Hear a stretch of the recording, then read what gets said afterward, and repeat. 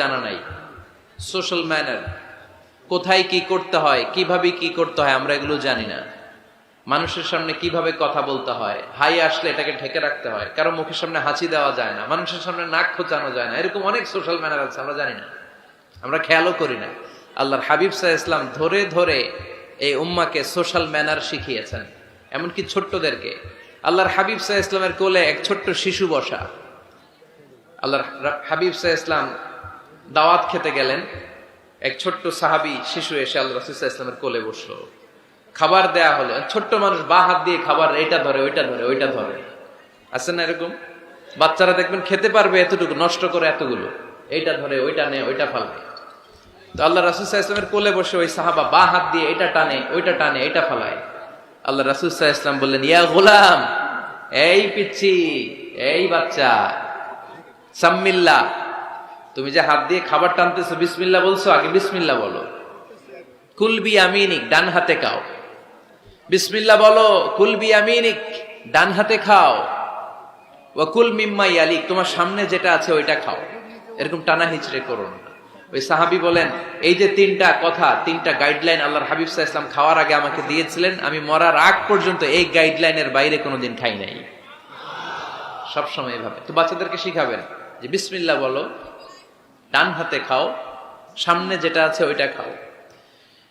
একবার আল্লাহ রাসূল সাল্লাল্লাহু আলাইহি ওয়াসাল্লামের প্রিয় দৌহিত্র মানে নাতি হাসান রাদিয়াল্লাহু তাআলা আনহু, আল্লাহ রাসূল সাল্লাল্লাহু আলাইহি ওয়াসাল্লাম খুব ভালোবাসতেন হাসান রাদিয়াল্লাহু তাআলা আনহুকে এবং হুসাইন রাদিয়াল্লাহু তাআলা আনহু, এই দুইজনকে। ওনারা দুই ভাই আল্লাহ রাসূল সাল্লাল্লাহু আলাইহি ওয়াসাল্লামের পিঠে উঠে আল্লাহ রাসূল সাল্লাল্লাহু আলাইহি ওয়াসাল্লামের ঘোড়া বানিয়ে খেলতো। সুবহানাল্লাহ বলবেন না? ঘোড়া হতো আল্লাহর রাসূল, ঘোড়া হতো কে? আর ঘোড়সাওয়ার হতেন হাসান আর হুসাইন।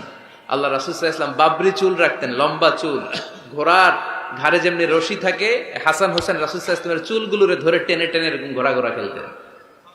সুবহানাল্লাহ বললেন না? তো হাসান রাদিয়াল্লাহু তাআলা আনহু একবার যাকাতের খেজুরের স্তূপ ছিল, উনি যে ছোট্ট মানুষ, খাবার দেখলি তো ছোট্ট বাচ্চারা খেতে আরম্ভ করে, এটা কি নিজের খাবার, হালাল না হারাম এগুলো তো খেয়াল করে না।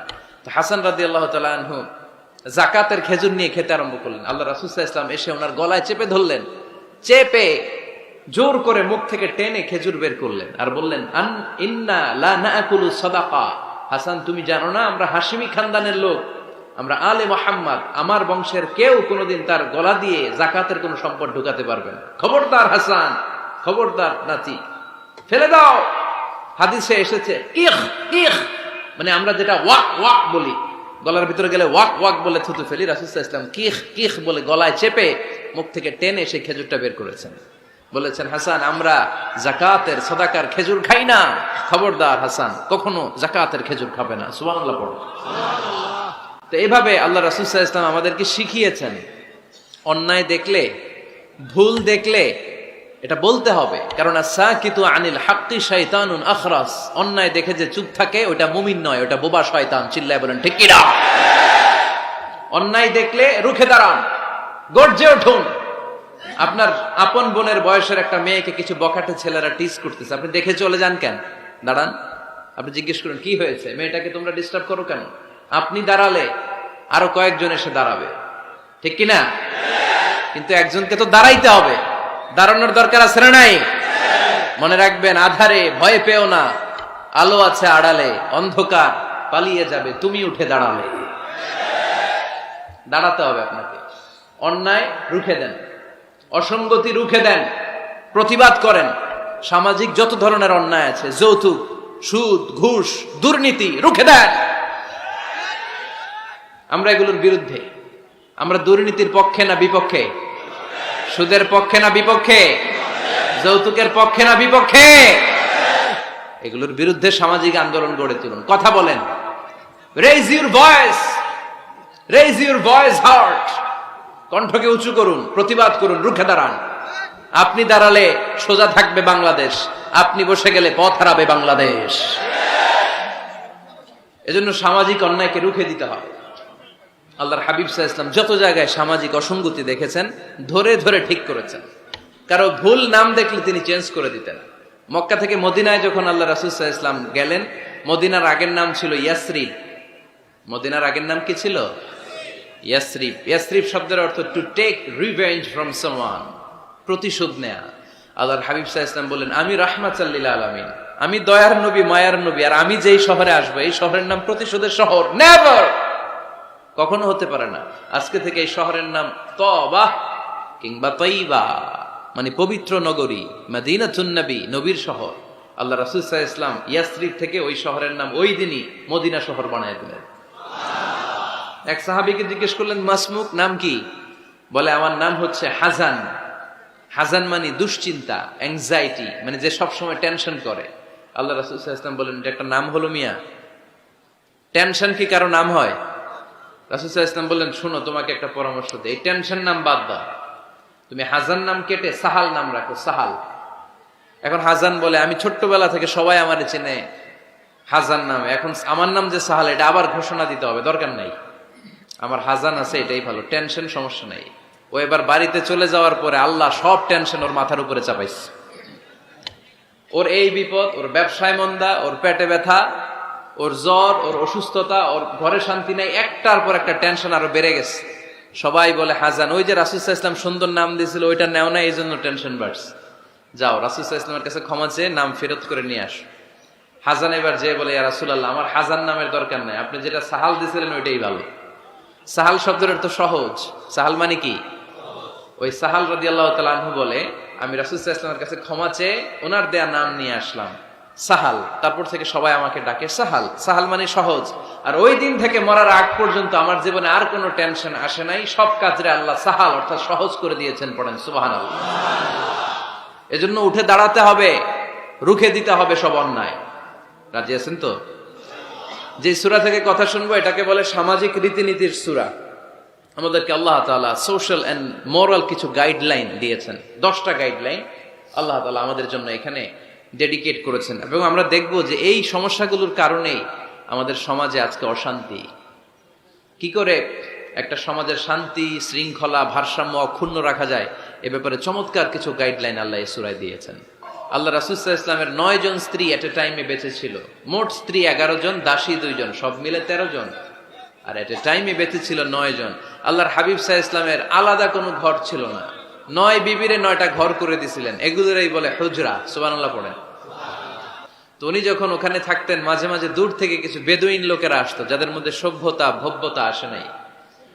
এরা এসে আল্লাহ রাসূল সাল্লাল্লাহু আলাইহি ওয়াসাল্লামকে ডাকা শুরু করতো। আমরা আমাদেরকে যেমনে ডাকি, আপনার নাম যদি হয় আব্দুল্লাহ, আমি আপনার বন্ধু হলে আপনারা ডাকবো, ওই আব্দুল্লাহ এদিকে আয়। এভাবে ডাকবো না? বন্ধু তো, তুই আমার বন্ধু, আব্দুল্লাহ এদিকে আয়। আব্দুর রহিম আমার বন্ধু, তো আমি ডাকবো, এই আব্দুর রহমান এই। কিন্তু আল্লাহ রাসূল সাল্লাল্লাহু আলাইহি ওয়াসাল্লামের নাম হচ্ছে মুহাম্মদ, ওনারা কি ডাকা যাবে এই মুহাম্মদ এই? ডাকা যাবে? উনি কি আমাদের মতো মানুষ? উনি মানুষ, তবে অসাধারণ মানুষ, ঠিক কিনা? তো কিছু বেদুইন এসে দুপুরবেলা রাসূল সাল্লাল্লাহু আলাইহি ওয়াসাল্লাম বিশ্রাম নিচ্ছিলেন, তারা এসে বলতে আরম্ভ করলো, ইয়া মুহাম্মদ, ইয়া মুহাম্মদ, এই মুহাম্মদ এই, বের হও। আল্লাহ বরদাস্ত করলেন না। আল্লাহ বললেন, খবরদার, নিজেরা নিজেদেরকে যেমনে ডাকো নবীর ওইভাবে ডেকো না, তোমাদের সব আমল বরবাদ হয়ে যাবে। অপেক্ষা করো, অপেক্ষা করো, অ্যাপয়েন্টমেন্ট নাও, পারমিশন নাও, সালাম দাও। কার কথা? চিল্লায় বলতে হবে, কার? রব্বুল আলামিন বলেন, ইয়া আইয়ুহাল্লাযীনা আমানু লা তাদখুলু বুয়ুতান গায়রা বুয়ুতিকুম হাত্তা তাস্তানিসু ওয়া তুসাল্লিমু আলা আহলিহা যালিকুম খায়রুল লাকুম লাআল্লাকুম তাযাক্কারুন। পড়েন আল্লাহু আকবার। আল্লাহ বললেন, ও বিশ্বাসীরা শোনো শোনো, তোমাদের ঘর ছাড়া অন্য কারো ঘরে যদি যাও, অপরিচিত কারো বাসায় যদি যাও, যাওয়ার আগে অনুমতি নাও আর সালাম দাও। দেখেন সমাজ পরিবর্তনের ওয়াজ।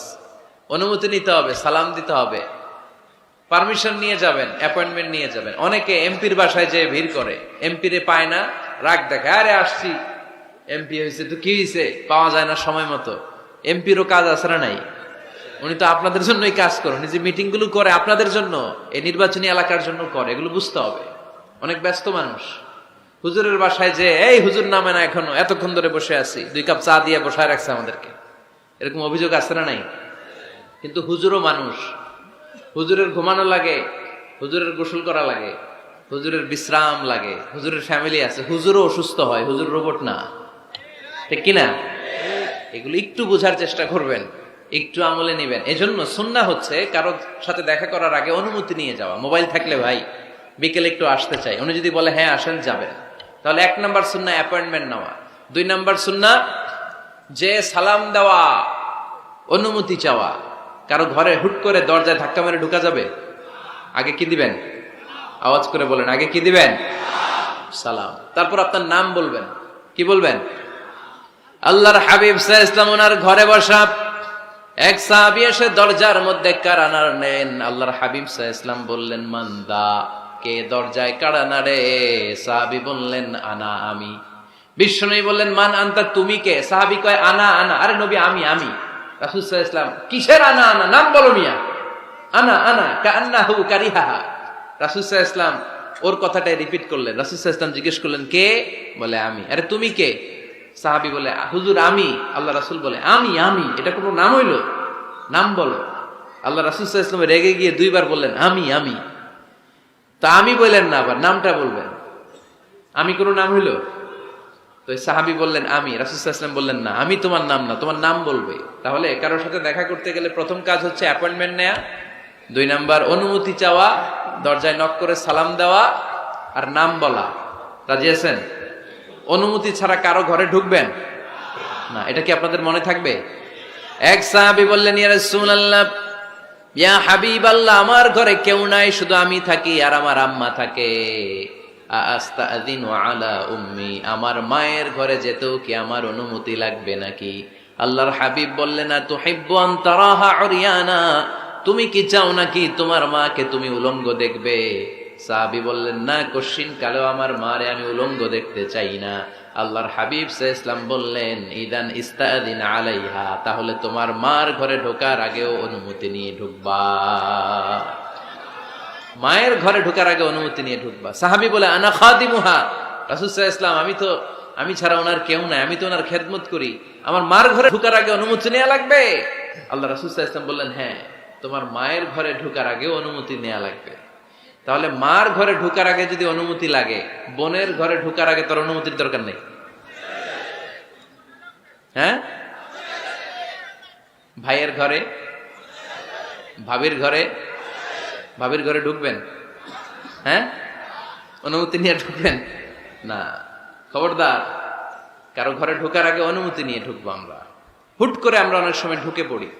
সে হয়তো বিশ্রাম নিচ্ছে, অল্প কাপড় পরে শোয়া, বা বিছানায় এমন ভাবে পড়ে আছে, ওই অবস্থায় সে কারোর সাথে দেখা করতে চাচ্ছে না। ওই অবস্থায় হুট করে ঢুকা যাবে?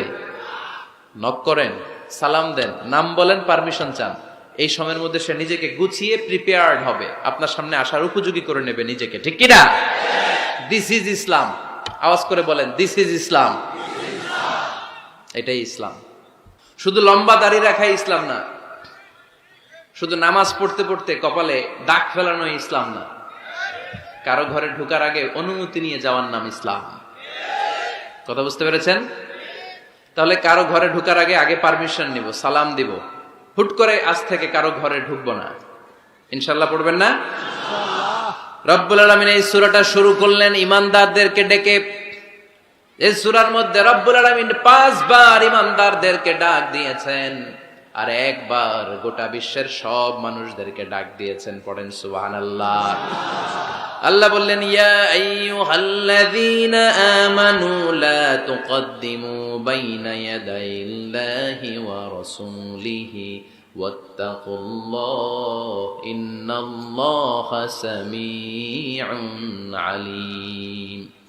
আল্লাহ বললেন, ও বিশ্বাসীরা শোনো, প্রথম গাইডলাইন, এই সমাজে যদি শান্তি চাও, সমাজটারে যদি সুন্দর বানাতে চাও, আল্লাহর রাসূলের বিধানের উপরে কোনো কথা বলো না। আল্লাহর রাসূল যেই বিধান দিয়েছেন ওই বিধানটাই ফাইনাল। আল্লাহর রাসূল যা বলছে ওইটা ফাইনাল না, আমার যা মন চায় ওইটা ফাইনাল? কারটা ফাইনাল? আল্লাহর রাসূলেরটা ফাইনাল। কোন বিশ্বাসী নারী, কোন বিশ্বাসী পুরুষ আল্লাহর বিধান চলে আসার পরে মন গড়া কোনো কাজ করতে পারে নাকি? মুমিন নারী পুরুষ সব সময় ওই বিধান পালন করে যেই বিধানটা আমাদের জন্য ফরজ করেছে কে? আল্লাহ আল্লাহ রাসূল যা বলেছে এটাই ফাইনাল। খবরদার আল্লাহ এবং আল্লাহ রাসূলের দেয়া কোনো বিধানকে টপকে যেও না। Don't try to be over smart, বেশি স্মার্ট হতে যেও না। যতটুকু ইসলাম দিয়েছে ওইটার মধ্যেই থাকো। ইসলামের চেয়ে বেশি স্মার্ট কোনো কিছু হতে পারে? ইসলামের চাইতে কোনো কিছু বেশি মডার্ন হতে পারে? আল্লাহর দেয়া, আল্লাহ রাসূলের দেয়া কোনো আইনের চেয়ে কোনো স্মার্ট আইন পৃথিবীবাসী বানাতে পারে? এজন্য আল্লাহ বললেন, ওয়ামা কানা লিমুমিনিন ওয়ালা মুমিনাতিন ইযা কাদাল্লাহু ওয়া রাসূলুহু আমরান আন ইয়াকুনা লাহুমুল খিয়ারাতু মিন আমরিহিম। আল্লাহ আল্লাহ রাসূলের বিধান যখন জানা হয়ে যায়, কোনো মুমিন বান্দা বান্দি তাদের আর নিজেদের পক্ষ থেকে কোনো অপশন থাকে না, কোনো চয়েস নাই। আমার আল্লাহ বলেছে 5 ওয়াক্ত নামাজ জামাতের সাথে পড়ো, এর উপরে আমাদের কোনো কথা আছে নাকি?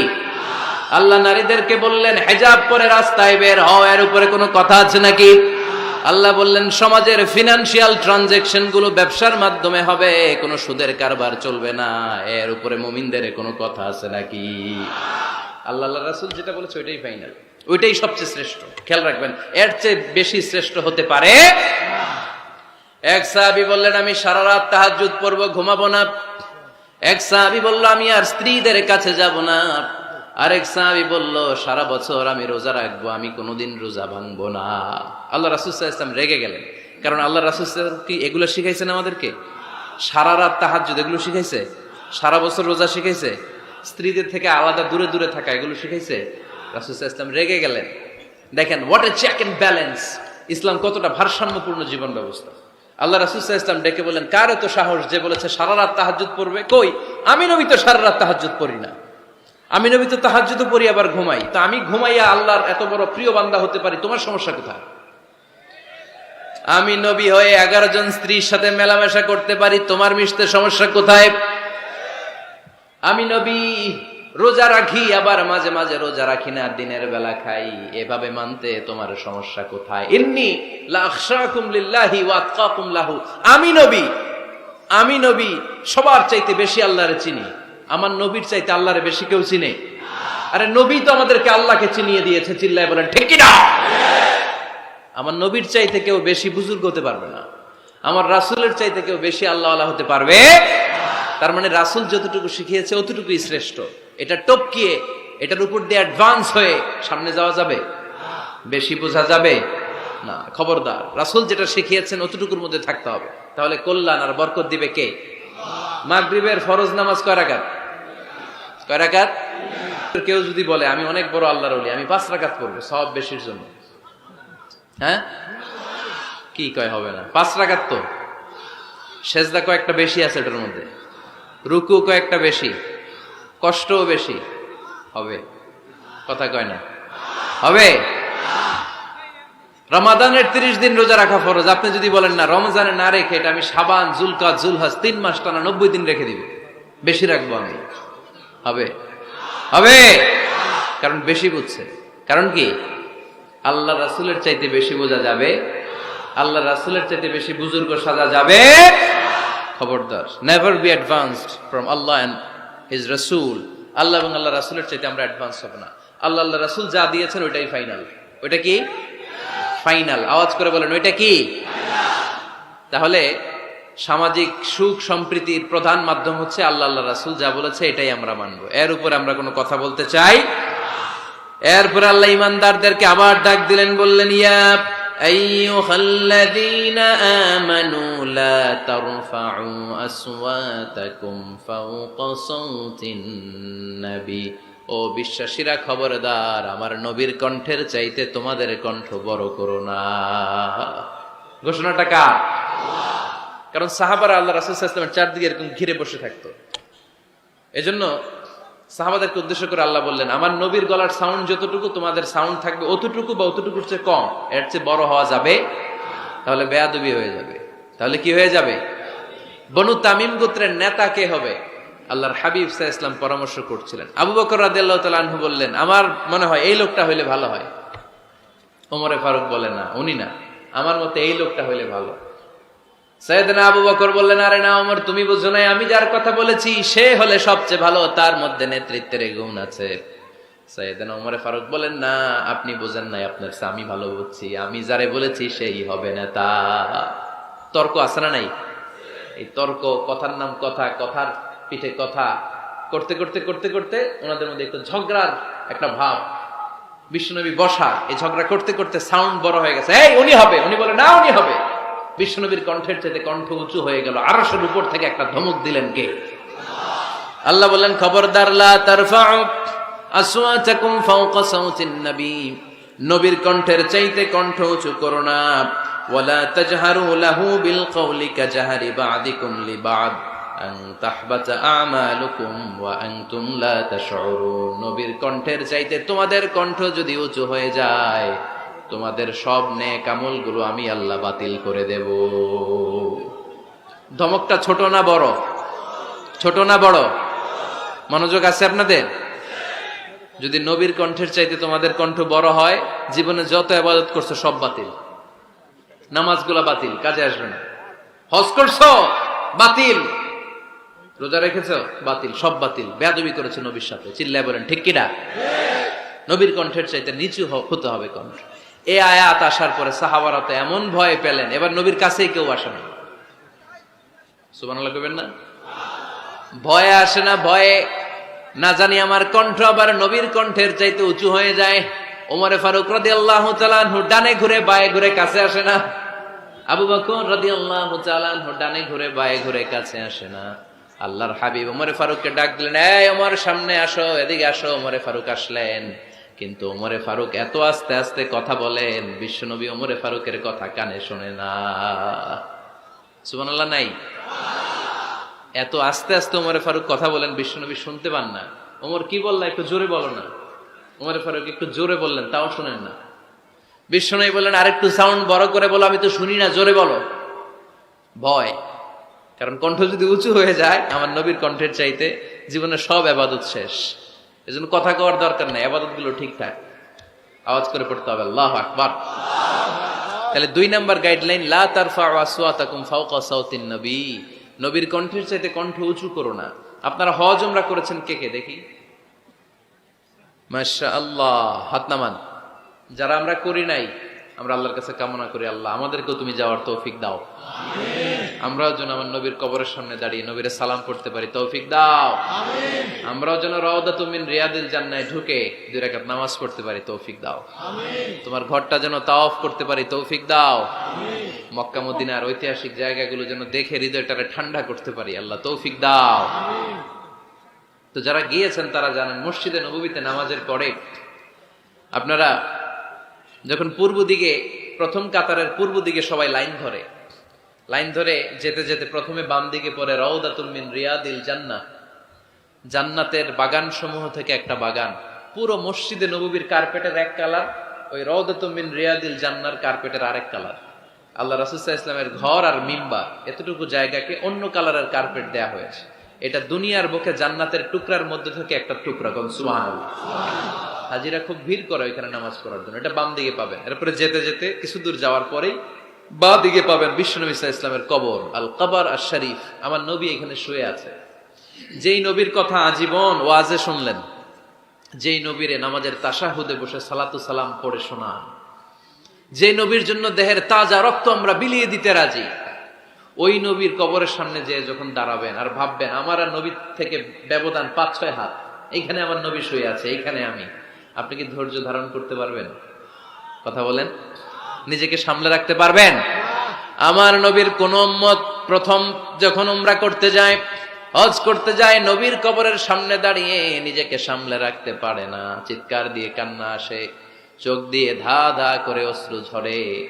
যেই নবীর ভালোবাসা আমার হৃদয়ের মধ্যখানে, আমার নবী নাকি শোয়া আছে এই জায়গায় আমার নবী শোয়া। সহ্য হয় না, বুক ফেটে চিৎকার আসে, কিন্তু চিৎকার দেয়া যায় না। কারণ যে আয়াতের তাফসীর আপনাদেরকে শোনাচ্ছি, এই আয়াতটা বিশ্বনবীর কবরের উপরে লেখা। লা তারফাউ আসওয়াতাকুম ফাওকা সাউতিন নবী, তুমি নবীর দরবারে এসেছো, এখানে বড় গলায় আওয়াজ করে কোনো কথা বলা যাবে না। চিল্লায় বলেন ঠিক কি না? এই আয়াতটা আজও লেখা নবীর কবরের উপর। লা তারফাউ আসওয়াতাকুম ফাওকা সাউতিন নবী, এটা নবীর দরবার, এখানে চিৎকার চেঁচামেচি করে দুরূদ পড়া যাবে না, লাফালাফি করা যাবে না, ভদ্রভাবে আন্তরিকতার সাথে বিনয়ের সাথে নবীরে সালাম দিতে হবে। সুবহানাল্লাহ পড়েন। আল্লাহ রাসূল সাল্লাল্লাহু আলাইহি ওয়াসাল্লাম আমাদের থেকে বিদায় নিলেন, কিন্তু এই আয়াতের হুকুম আজও আছে না নাই? অনুরূপ ভাবে যারা আমাদের উস্তাজ, মা বাবা, আধ্যাত্মিক নেতা, ধর্মীয় গুরু, ইসলামী আন্দোলনের নেতা, তাদের সামনেও উচ্চবাচ্য করে আওয়াজ করা যাবে, তাদের সাথে ভদ্র ভাষায় কথা বলার দরকার আছে না নাই? তাহলে দুইটা গাইডলাইন আমরা পেলাম। প্রথম গাইডলাইন হচ্ছে আল্লাহ রাসূল যা বলেছে এটাই ফাইনাল। এটাই কি? কথা বোঝে নাই? আল্লাহ রাসূল যা দিয়েছে সেটা কি ফাইনাল। আর দুই নাম্বার হচ্ছে নবীর কণ্ঠের চাইতে কণ্ঠ উঁচু করা যাবে? যাবে না। তিন নম্বরে আল্লাহ মুমিনদেরকে আবার ডাক দিলেন, বললেন ইয়া আইয়ুহাল্লাযীনা আমানু ইন জাআকুম ফাসিকুম বিনাবাইন ফাতাবায়ানু। কেউ যদি তোমাদের কাছে কোনো সংবাদ নিয়ে আসে, সংবাদটা বিশ্বাস করার আগে যাচাই করে নাও। আদেশটা কার? জোরে বলেন। আমরা কিছু শুনলেই বিশ্বাস করি, এরকম আছে না নাই? যা শুনে তাই বিশ্বাস করে, এরকম করা যাবে? তো কি করবেন তাইলে? হ্যাঁ, কি করতে হবে? ঠিক না বেঠিক?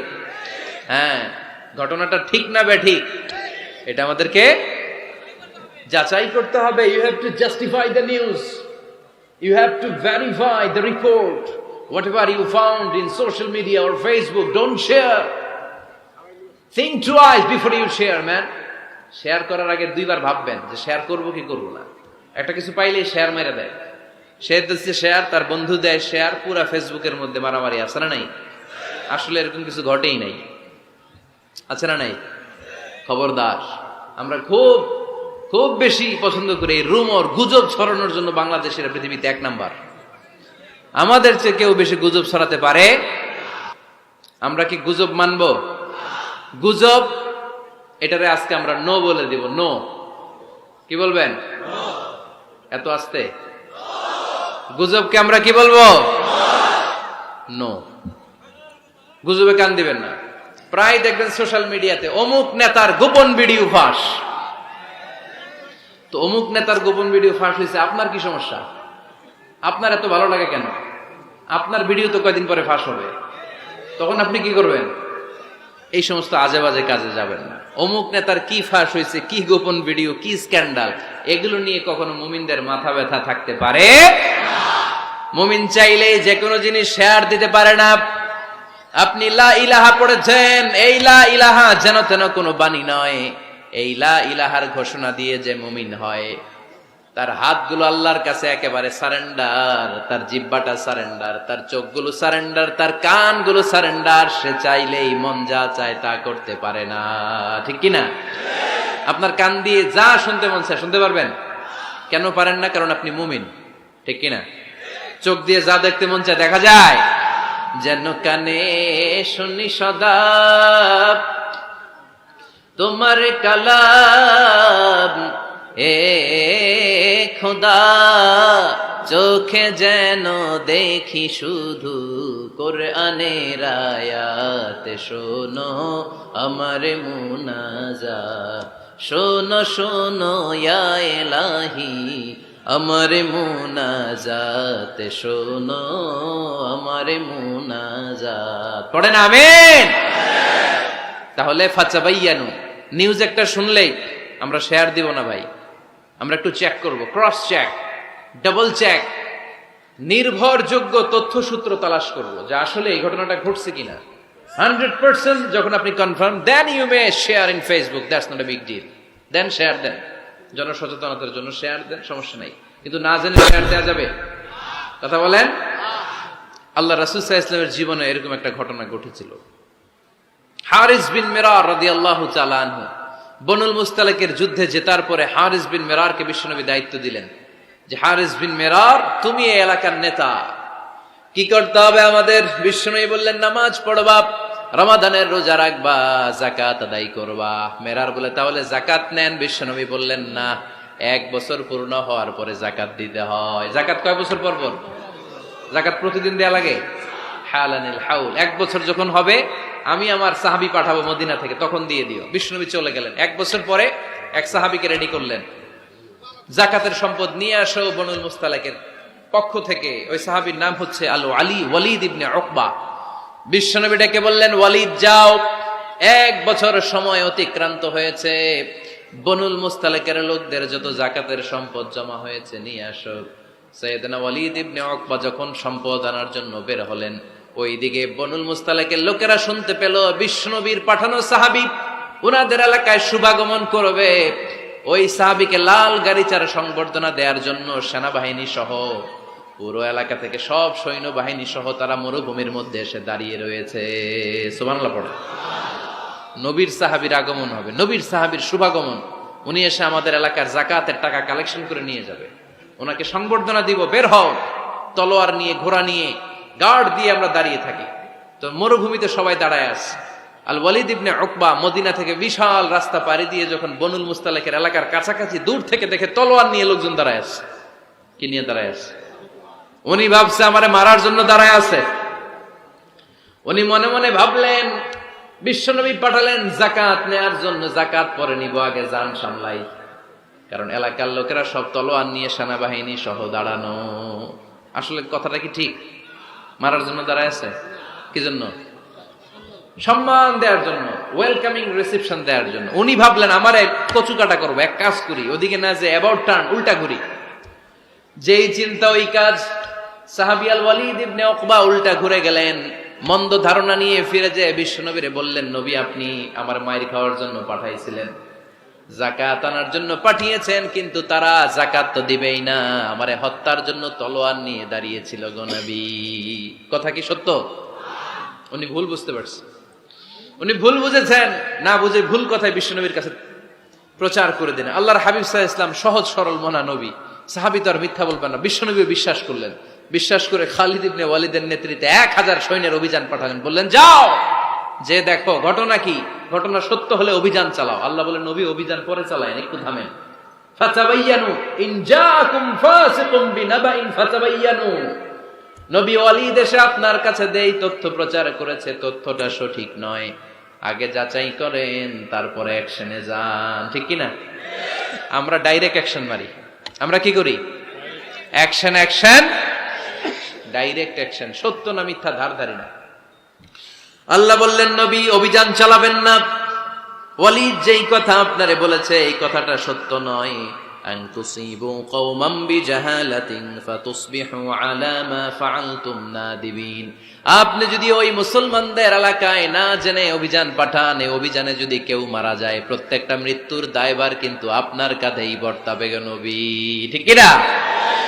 এই যে আপনি চেক না করে, জাস্টিফাই না করে, নিশ্চিত না হয়ে, ওয়ালিদের কথায় বিশ্বাস করে বনুল মুস্তালিককে অ্যাটাক করার জন্য 1000 সৈন্যবাহিনী পাঠালেন। ওরা যদি আক্রমণ করতো, কেউ যদি মারা যেত, এই দায়ভার কার? আমার নবীর। ঠিক কিনা? নবীকে শিখানোর মাধ্যমে আল্লাহ তাআলা গোটা উম্মাহকে শিখাই দিলেন, ইন জাআকুম ফাসিকুম বিনাবাইন ফাতাবায়ানু। কেউ যদি খবর নিয়ে আসে, শুনেই বিশ্বাস করো না, আগে যাচাই করো, আগে চেক করো, তারপরে বিশ্বাস করবা। ঠিক কিনা? তাহলে এখন থেকে একটা কিছু শুনলে বিশ্বাস করবেন। 4 নম্বরে আল্লাহ বললেন, লা ইয়াসখার কওমুন মিন কওম। কেউ কাউরে ঠাট্টা করব না আমরা, অবজ্ঞার সুরে কোনোদিন কাউরে কোনো কথা বলবো না। রাজি আছেন? সবাই রাজি? এরপরে 5 নম্বরে আল্লাহ বললেন, ওয়ালা তালমিজু আনফুসাকুম। খবরদার, তোমরা অন্যের দোষ খোঁজো না, দোষ খুঁজবা নিজেদের। কিন্তু সমাজে আমরা অন্যের দোষ খুঁজি কি খুঁজি না? 5 নম্বর, ওয়ালা তালমিজু আনফুসাকুম, নেভার ডিসফেম ইচ আদার। একে অপরের দোষ খোঁজো না। আমাদের সমাজে কিছু লোক আছে নিজের দোষ দেখে না, খালি অন্যের দোষ দেখে। আছে না নাই? চায়ের দোকানে বসে বসে দেখবেন, বলবে এই বাড়িতে এই সমস্যা, ওই বাড়িতে ওই সমস্যা, ওই বাড়িতে মারামারি, ওই বাড়িতে কাটাকাটি। তোর বাড়িতে কি সমস্যা ওইটা বল, তোমার বাড়িতে কি সমস্যা ওইটা বলো মিয়া। আছে না এরকম? এই হুজুর ভালো না, এই সমস্যা, ওই হুজুরও ভালো না, এই হুজুরও খারাপ, এই হুজুরের এই সমস্যা। তুমি হুজুরের কি সমস্যা? তুমি হুজুরের কি সমস্যা আগে জাতির কাছে ওইটা বলো। আগে নিজে ভালো হও, নিজে ভালো তো জগৎ ভালো। যেন খবরদার অন্যের দোষ খুঁজবেন না। এটা খুব বাজে একটা স্বভাব, খালি অন্যের দোষ খোঁজে। যে নিজে নিজের দোষ খুঁজতে পারে, যে নিজে নিজের সমালোচনা করতে পারে, সে সবচেয়ে বুদ্ধিমান। কারণ অন্যে কি করছে এই ব্যাপারে আপনারা ধরবে আল্লাহ। কথা বলেন না কেন? আল্লাহ আপনাকে ধরবে, আপনার কি সমস্যা আপনি কি করলেন, শুধু ওই ব্যাপারেই আপনি জিজ্ঞাসিত হবেন। এজন্য আল্লাহ বললেন তাদের উপর আমার লানত, তাদের উপর ধ্বংস যারা প্রকাশ্যে অপ্রকাশ্যে অন্যদের দোষ খুঁজে বেড়ায়, দোষ বলে বেড়ায়, এরকম আছে না নাই? আল্লাহ লানত দিয়ে বললেন ওয়াইলুল লিকুল্লি হুমাযাতিল লুমাযা, গোপনেও দোষ খোঁজে প্রকাশ্যেও দোষ বলে, তাদের উপর আল্লাহ লানাত। হুমাযাতিল লুমাযা, এই লুমাযা শব্দ থেকে আল্লাহ এনেছেন ওয়ালা তালমিযু আনফুসাকুম, একে অপরের দোষ খোঁজো না, নিজের দোষ খোঁজো, সেই সবচেয়ে বুদ্ধিমান। তাহলে আমরা আত্মসমালোচনা করব। কি করব? খেয়াল রাখবেন, সবচেয়ে খারাপ হচ্ছে সমালোচনা। সবচেয়ে খারাপ কি? তারপর কিছুটা ভালো যেটা, সেটা হচ্ছে আলোচনা। সেটা কি? আলোচনা। সবচেয়ে ভালো হচ্ছে আত্মসমালোচনা। সবচেয়ে ভালো কি? তাহলে তিনটা বললাম। এক হচ্ছে সমালোচনা, আমরা করব না, আমরা করব আলোচনা, আর সবচেয়ে বেশি করব আত্মসমালোচনা, সেলফ ক্রিটিসিজম। রাতে ঘুমানোর আগে একটু ভাববেন কি কি ভুল করলাম, কাকে কাকে কষ্ট দিলাম, কি কি অন্যায় আজকে আমার দ্বারা হলো, কালকের দিনটা যেন আমার আজকের দিনের চেয়ে ভালো হয়। নিজের সাথে নিজের এরকম বোঝাপড়ার দরকার আছে না নাই? আমরা যেন আত্মসমালোচনা করি ফরিদপুরের ভাইয়েরা, অন্যের দোষ যেন না খুঁজি। Small people talk about people, যারা নিচু মনের মানুষ এরা শুধু মানুষের দোষ খুঁজে বেড়ায়, মানুষ নিয়ে কথা কয়, এই মানুষ, এই মানুষের সমস্যা, এই সমস্যা। Average people talk about things and story and the incidents. যারা মাঝারি মনের মানুষ তারা বিভিন্ন ঘটনা নিয়ে কথা বলে, বিভিন্ন বিষয় নিয়ে কথা বলে। আর গ্রেট পিপল, তারা মহামানুষ, দে টক অ্যাবাউট আইডিয়াস, তারা নতুন নতুন আইডিয়া নিয়ে কথা বলে। এই আইডিয়া সমাজে অ্যাপ্লাই করলে, ইমপ্লিমেন্ট করলে সমাজটা বদলে যাবে। এই আইডিয়া এখানে সেট করলে এখানে কল্যাণ হবে। বড় মনের মানুষরা আইডিয়া নিয়ে কথা বলে। এখন দ্য ডিসিশন ইজ ইয়ার্স, সিদ্ধান্ত আপনার। আপনি কি ছোট মনের মানুষ হবেন না বড় মনের মানুষ হবেন? অন্যরে নিয়ে আমার কোনো টেনশনের দরকার নেই। আমি জান্নাতি না জাহান্নামী, এই টেনশনে তো ঘুম আসে না আমার। আমার কি অবস্থা হবে আমি জানি না। আমি আরেকজনের দোষ খুঁজি, আমি আরেকজনের বদনাম বলি, আমি আরেকজনের পিছু লেগে থাকি। খবরদার, বিশ্বাসী বলে যারা দাবি করে তারা কখনো অন্যের পিছু লাগতে পারে। খেয়াল রাখবেন, কেউ যদি পিছু লেগে থাকে ও আজীবন পিছেই থাকবে। পিছু লাগা মানে কি? ও সামনে না আমি সামনে? কথা বুঝে নাই বোধহয়। কেউ যদি আমার পিছু লাগে, ও সামনে না আমি সামনে? আমি সামনেই থাকবো, ও পিছনেই থাকবে। কথা বুঝতে পেরেছেন? খবরদার, পিছু লাগবো না কারো, কারণ কারো পিছু লাগলে আমি পিছনে পড়ে যাব। কারো দোষ খুঁজবো না, নিজের দোষ খুঁজবো। আমার কি সমস্যা, আমার কি ইমপ্রুভ করা দরকার, আমার কি ডেভেলপ করা দরকার, আমি নিজেকে কিভাবে সাজাতে পারি, এই নিয়ে থাকবে আমার টেনশন। আল্লাহর দেয়া আমাদের জন্য সবচেয়ে বড় উপহার হচ্ছে সময়। আল্লাহ আপনারা এত কিছু দিয়েছে, এর মধ্যে সবচেয়ে দামি কোন জিনিসটা দিয়েছে জানেন? সময়। কি দিয়েছেন? আমাদের জীবনের এই সবচেয়ে দামি জিনিসটা, এই সময়টা আমরা অন্যের পিছনে লাগাই ফেলি। অন্যের দোষ খুঁজতে খুঁজতে অন্যের এই সময়টা দিয়ে দিই, নিজের সময় নিজের কাজে লাগাতে পারি না, তাই না? এজন্য আমরা যেন অন্যের দোষ না খুঁজি, নিজের দোষ খুঁজি। ওয়ালা তালমিযু আনফুসাকুম, একে অপরের দোষ খুঁজো না। আদেশটা কার? আওয়াজ করে বলতে হবে, আদেশটা কার? এরপরে রব্বুল আলামিন বললেন ওয়ালা তানাবাযু বিল আলকাব, খবরদার খবরদার, কাউরে মন্দ নামে ডেকো না। প্রত্যেককে যে নামে ডাকলে সে খুশি হয় তাকে ওই নামে ডাকো। কোনো মন্দ নামে কখনো কাউরে ডাকা যাবে না। মন্দ নামে ডাকা যাবে না। সম্মানিত ভাইরা, কাউরে মন্দ নামে ডাকবেন? তার যেই নাম ওই নামে ডাকবেন। যে নামে সে নিজেকে ডাকলে পছন্দ করে তাকে ওই নামে ডাকবেন। মন্দ নামে কাউরে ডাকা যাবে না। এটা কবিরা গুনাহ। এটা কি গুনাহ? কবিরা গুনাহ। কারণ প্রত্যেকের নামটা প্রত্যেকের কাছে খুব প্রিয়, খুব আপন, খুব যত্নের, তাই না? ভাই আপনার নাম কি? উজ্জ্বল হোসেন। উজ্জ্বল নামে আরো মানুষ এই গ্রামে আছে না নাই? আপনার কাছে মনে হইতে পারে উজ্জ্বল নামটা তো খুব স্বাভাবিক একটা নাম। উজ্জ্বল, কত উজ্জ্বল আছে এলাকায়। আপনার কাছে এরকমই লাগে, কত উজ্জ্বল, কিন্তু ওনার কাছে উজ্জ্বল নামটা এরকম না। ওনার কাছে উজ্জ্বল নামটা স্পেশাল। উজ্জ্বল নামটা কি? স্পেশাল। কারণ এই নামে তাকে সবাই ডাকে। এই নামটা তার কাছে খুব আদরের, খুব যত্নের। হুজুর আপনার নাম কি? সুলাইমান ফারুকি। আপনার কাছে মনে হতে পারে আরে কত সুলাইমান তো জীবনে দেখছি। কত সুলাইমান আছে বাংলাদেশে, 10,000 সুলাইমান আছে না নাই? আছে। তো আপনার কাছে এরকম মনে হয়, কিন্তু ভাইজানের কাছে কি এরকম মনে হয়? ভাইজানের কাছে সুলাইমানটা খুব দরদের, খুব প্রিয়, খুব আদরের। কারণ এই নামে ভাইজানকে সবাই চিনে, ঠিক কিনা? আমার নাম মিজান, আপনার কাছে মনে হইতে পারে আরে এই নামের কত লোক আছে বাংলাদেশ, আছে না? আমার কাছে এই নামটা খুব দরদের, কারণ আমারে মিজান বললে আমি বলি কি, আরেকজনে ডাকলে আমি তাকাই, ঠিক কিনা? ভাবছি আমারে ডাকছে, কারণ এই নামটার প্রতি আমার একটা দুর্বলতা কাজ করে, এটা আমার পরিচয় বহন করে প্রত্যেকের কাছে। প্রত্যেকের নামটা এমন, এজন্য কারো নাম যখন নিবেন সুন্দরভাবে নিবেন। প্রত্যেকের নামকে পছন্দ করে। তার প্রমাণ, কেউ কাগজ কলম পাইলেই দেখবেন নিজের নাম লেখে, সিগনেচার মারে, আছে না নাই? বিশেষ করে সাগরে ঘুরতে গেলে বালুর মধ্যে প্রত্যেকের নাম লেখে, দেখবেন, দেখছেন? কক্সবাজারে ঘুরতে গেছেন কারা কারা দেখি? আচ্ছা, দেখবেন আমি অনেককে দেখেছি সাগর পাড়ে বালুর তীরে বালু পেলেই প্রত্যেকে নিজের নামটা লেখে, লেখে আবার লাভ চিহ্ন দেয়, এমনি বড় করে একটা কি দেয়, লাভ মানে কি, তার মানে আমার নামটারে আমি ভালোবাসি। প্রত্যেকের নামটারে বড্ড ভালোবাসি। এজন্য কখনো এই রোহিঙ্গা, ফইন্নিরপুত এগুলো বলবেন আর, যার যেই নাম ওই নামটা সুন্দর করে ডাকবেন। আল্লাহ বললেন ওয়ালা তানাবাযু বিল আলকাব, মন্দ নামে কখনো কাউকে ডেকো না, সুন্দর নামে ডাকো। নামের বিকৃতি কবিরা গুনাহ, আমরা আমাদের দেশে এটা করি। কত সুন্দর নাম বাবা মা রেখেছে, আবু বকর, ওরে ডাকে বকইরা, কি ডাকে? বাবা মা রেখেছে আব্দুল ওয়াক্কাস, ওরে ডাকে হ্যাঁ আক্কাইচা।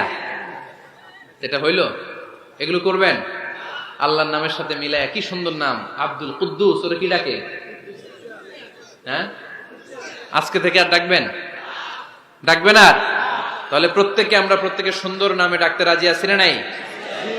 এরপরে আল্লাহ 8 নম্বরে বললেন ইয়া আইয়ুহাল্লাযীনা আমানু ইজতানিবু কাসীরাম মিনাল-যান ইন্না বা'দায-যান্নি, খবরদার আন্দাজ অনুমান করে কথা বলো না। ইজতানিবু কাসীরাম মিনাজ-যান, অতিরিক্ত আন্দাজ আর অনুমান নির্ভর কথা থেকে বেঁচে থাকো। আদেশটা কার? আন্দাজে কোনো কথা আমরা বলবো না, অনুমান নির্ভর কথা বলবো না, কারণ ইন্না বা'দায-যান্নি ইস, বেশিরভাগ আন্দাজ অনুমান নির্ভর কথাগুলো মিথ্যা হয়, ফলে পাপ হয়, ঠিক কিনা? আপনি জীবনে যত আন্দাজ করে কথা বলেছেন তার বেশিরভাগই মিথ্যা, বেশিরভাগই ভুল।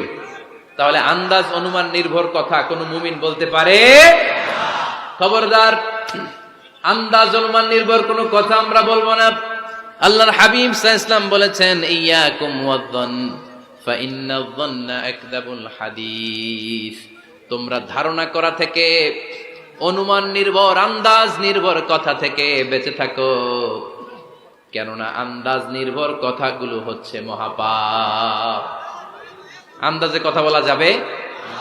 আন্দাজ অনুমান নির্ভর কথা বলা যাবে না, কারণ আন্দাজ আর অনুমান কখনো সত্যের বিকল্প হতে পারে। ইয়াত্তাবিউনা ইল্লা যান, ইয়াত্তাবিউনা ইল্লা যান ওয়া ইন্না যান্না লা ইউগনি মিনাল হাক্কি শাইআ। কিছু লোক আছে এরা আন্দাজ নির্ভর কথা বলে, আর আন্দাজ কখনো সত্যের বিকল্প হতে পারে। আজ থেকে আন্দাজে কথা আমরা বাদ দিয়ে দিব। রাজি? একমত না দ্বিমত? আওয়াজ করে বলেন, একমত না দ্বিমত? খবরদার আন্দাজ করবেন না। যদি আন্দাজ করেন ভালো আন্দাজ করবেন। আন্দাজ করলে কি আন্দাজ করবেন? ভালো আন্দাজ। Come back positive, not go back negative. কোন নেগেটিভ আন্দাজ আমরা করতে চাই না। ভাবলে পজিটিভ ভাবনা, অনুমান করলে পজিটিভ। কিছু লোক আছে খালি নেগেটিভ। আল্লাহ তুমি আমাদেরকে পজিটিভ মাইন্ডেড হওয়ার তৌফিক দান করো, আমরা পড়ি আমিন। এই দেশে যে কি পরিমাণে আন্দাজে কথা চলে, চলে না? আপনি দেখলেন আপনার এক বন্ধু রিকশায় করে এক মেয়েকে নিয়ে ঘুরে বেড়াচ্ছে, এটা দেখেই এসে বলা শুরু করলেন আমি তো দেখছি আমার বন্ধু প্রেম ভালোবাসা শুরু করছে, এক মেয়ের নিয়ে প্রেমে পড়ে গেছে, আমার বন্ধু তো প্রেমে হাবুডুবু খায়। কেমনে বুঝলি? কারণ আমি নিজ চোখে দেখেছি। মেয়ে নিয়ে রিকশায় ঘুরতেছে, বান্ধবীর নিয়ে, প্রেমিকারে নিয়ে রিকশায় ঘুরে। এমনও হতে পারে আপনার বন্ধুর পাশে রিকশায় যে মেয়েটা বসা ছিল সেটা তার আপন বোন, হতে পারে না? তার পাশে যে মেয়েটা বসা ছিল এটা তার আপন ভাগ্নি, হতে পারে তার আপন খালা, হতে পারে না? ওর কিছু হয় নাই, আপনার গুনার পাল্লাকে আপনি ভারী করেছেন, ঠিক কিনা? কারণ ঠোঁট কালো দেখলে আমরা আন্দাজে বলি লোকটা মনে হয় সিগারেট খায়, আছে না নাই? সিগারেট না খেয়েও ঠোঁট কালো হতে পারে কি পারে না?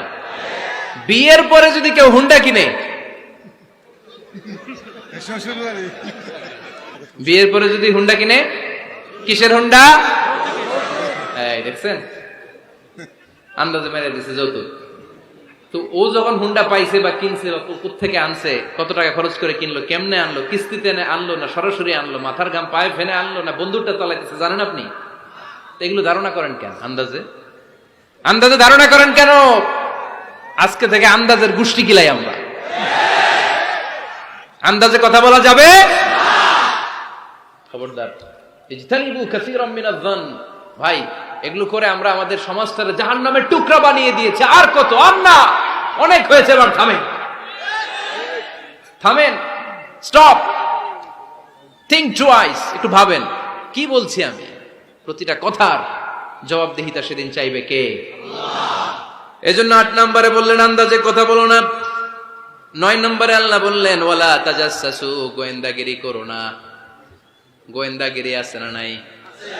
সামাজিক ভারসাম্য শৃঙ্খলার জন্য গভর্নমেন্টের যে গোয়েন্দা, ওইটা না, ওইটা ঠিক আছে। মদিনায় ছিল ওমরে ফারুকের গোয়েন্দা, আল্লাহ রাসূলের গোয়েন্দা। আমরা নিজেরা ব্যক্তিগত দায়িত্বে যে গোয়েন্দাগিরিটা করি, কারো জানলার ফাঁকা খোলা থাকলে চোখ দিয়ে যে উকিটা মারি, ওইটা নিষেধ। ওয়ালা তাজাসসু, গোয়েন্দাগিরি করো না। কিছু লোক আছে দেখবেন, এরা ফিসফিস করে কি যেন বলতেছে, উনি কান পেতে আছে, এইভাবে আছে না নাই? তো এরা কি বলে, এটা নিয়ে আপনার তো ইন্টারেস্ট কেন? ছিদ্র থাকলে অনেকে ওই দিক দিয়ে চোখ দেয়, আছে না নাই? টিনের ঘরের ছিদ্র, ওদিক দিয়ে চোখ দিতেছে। বিষ্ণু বলছেন, কোন ছিদ্র দিয়ে যদি কেউ চোখ দেয়, গুতা বের ওর চোখ কানা করে দাও।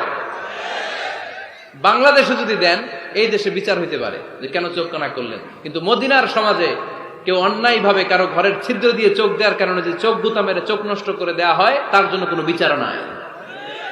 কারণ তুমি অপরাধী, তুমি এত ছিদ্রান্বেষী কেন? জানলা খোলা থাকলে উকি মারে, মানুষের গোপন চিঠি করে, আছে না নাই? কারো চিঠি যদি পান, খুলে দেখবেন কখনো? কারো মোবাইল পেয়ে গেছেন, ওরে পাইছি বড় ভাইয়ের মোবাইল, দেখি তো গ্যালারিতে কার কার ছবি, আছে না নাই? না, করা যাবে না। কারো ফেসবুকের ভেতরে ঢুকেই সে কার সাথে চ্যাটিং করলো, মেসেঞ্জারে কি বললো, এগুলো দেখবেন না, এগুলো হারাম। তার ইনবক্স চেক করবেন না, কারো গোপন চিঠি দেখবেন না, কারো বেশি ব্যক্তিগত ব্যাপারে প্রশ্ন করবেন না। করা যাবে? অনেকে আছে খালি ব্যক্তিগত প্রাইভেট ম্যাটারে নাক গলায়। ভাই, বাড়ি কই, কি চাকরি করেন, সরকারি, বেতন কত? ভাবি কি করে? আপনার ভাবিও চাকরি করে, ভাবির বেতন কত? ভাবির বেতন কত? এটা দিয়ে তোমার কি লাভ? ঠিক কিনা? ইত্যাদি ইত্যাদি ইত্যাদি প্রাইভেট ম্যাটার, ফ্যামিলি ম্যাটার নিয়ে আমাদের আগ্রহ। ওয়ালা তাখফু মা লাইসা লাকা বিহি ইলম, যেটা তোমার জানার কথা না, ওইটা নিয়ে তো আগ্রহ দেখাবা না। মেশিন নিজের চরকায় তেল দিলেন, নিজের চরকায় দিয়ে। অন্যকে নিয়ে এত আগ্রহ ভালো না, অন্যের পিছু লাগেন না। এই গোয়েন্দাগিরি থেকে আল্লাহ আমাদেরকে বাঁচাও।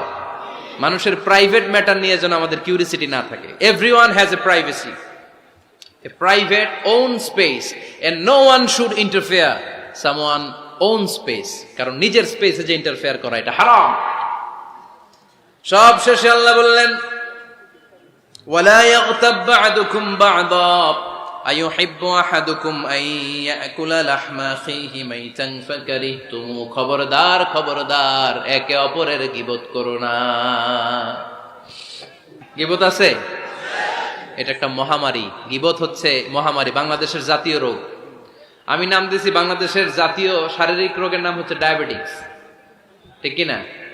আর এই মানসিক সবচেয়ে বড় রোগ বাংলাদেশের হচ্ছে গীবাত।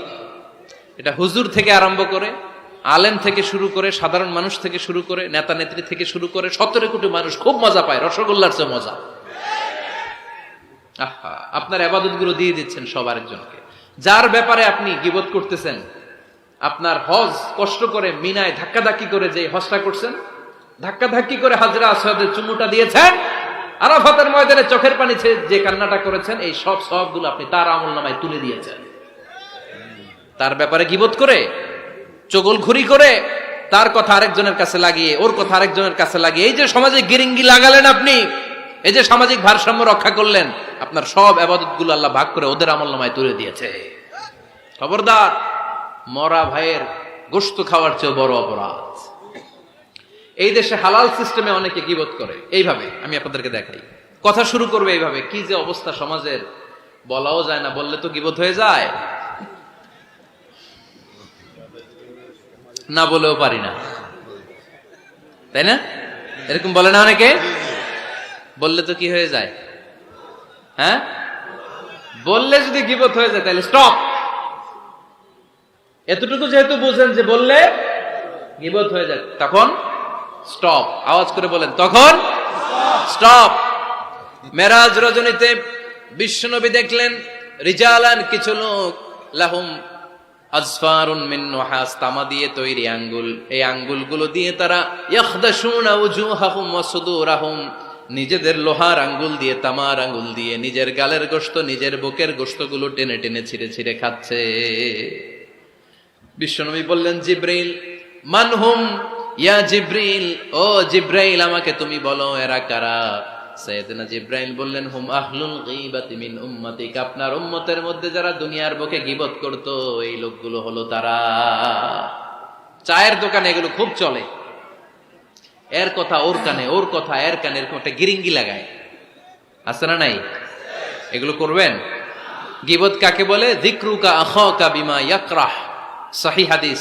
ভাইয়ের ব্যাপারে এমন কথা বলা যেটা শুনলে, তার অনুপস্থিতিতে এমন কোন কথা বলা যেটা শুনলে সে মনে কষ্ট পাবে, বলবেন এগুলা? না, স্পেসিফিক কিছু কাজে বলতে পারেন। যেমন সমাজে কেউ দুর্নীতি করতেছে, খুব খারাপ কাজ করতেছে, সমাজটাকে শেষ করে দিচ্ছে, তার বিরুদ্ধে জনমত তৈরি করার জন্য বলতে পারেন। আপনি দেখলেন আপনার বন্ধুর ছেলে গাছের চিপায় লুকায় লুকায় সিগারেট খায়, আপনি আপনার বন্ধুকে যে বলতে পারেন, তোমার ছেলের এই দশা, তোমার মেয়ের এই দশা। এগুলো তো গীবত হবে না, কিন্তু কারো ব্যাপারে কারো কান ভারী করার জন্য উল্টাপাল্টা কথা বলা যাবে না, খবরদার। তাহলে গীবতকেও আমরা কি বলে দিলাম? এই 4-5 জন নো বলতে হবে, নো। গীবতকে আমরা কি বলবো? চগলখড়িকে কি বলবো?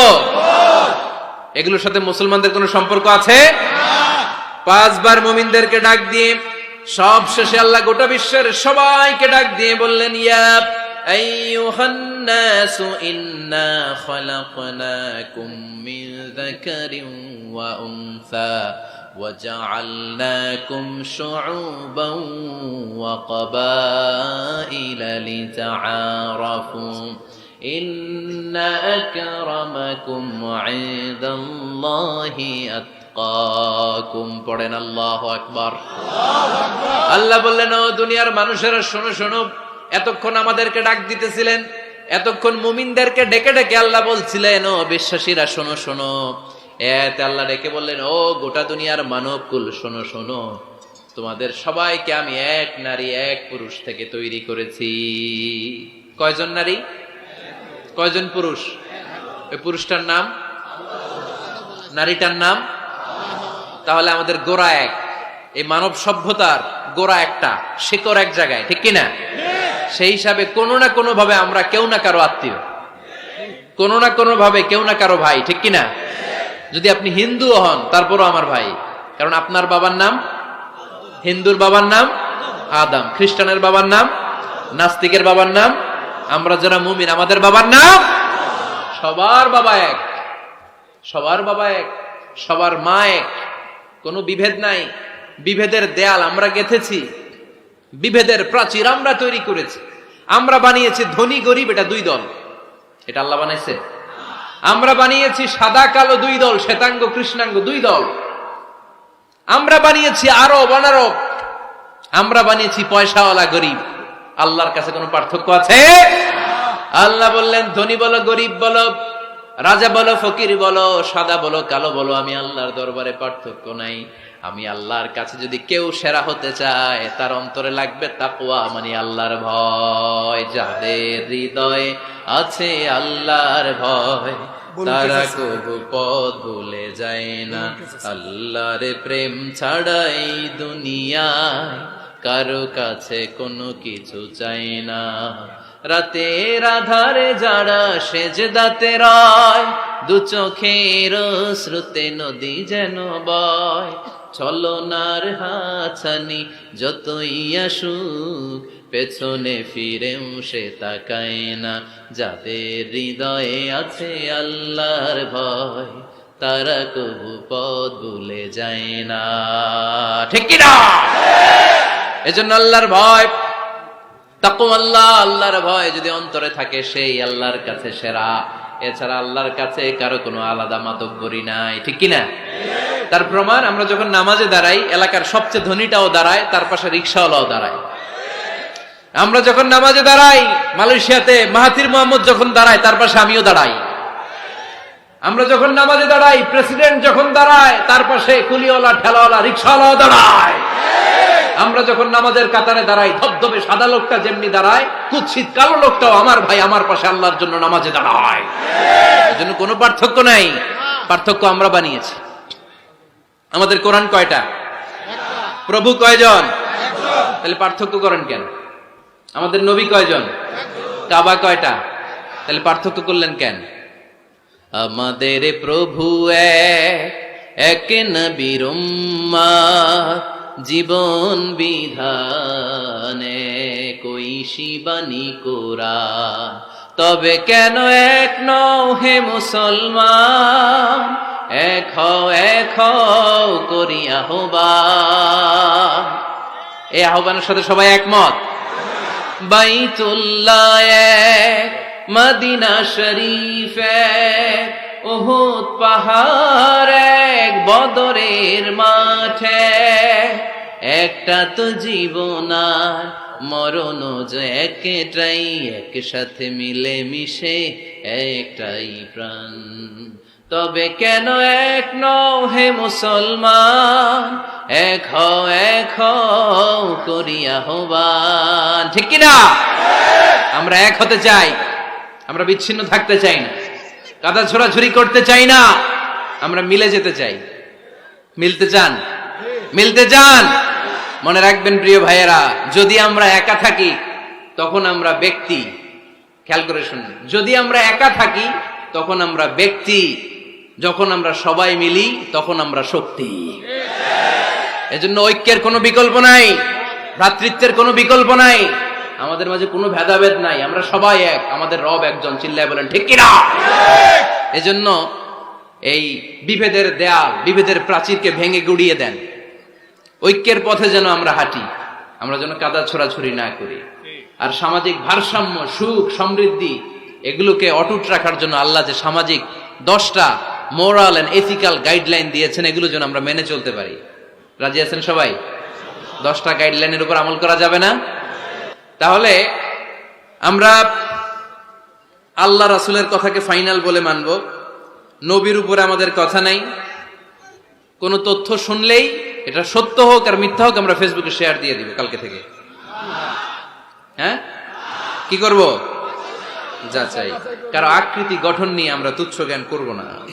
খবরদার, খবরদার।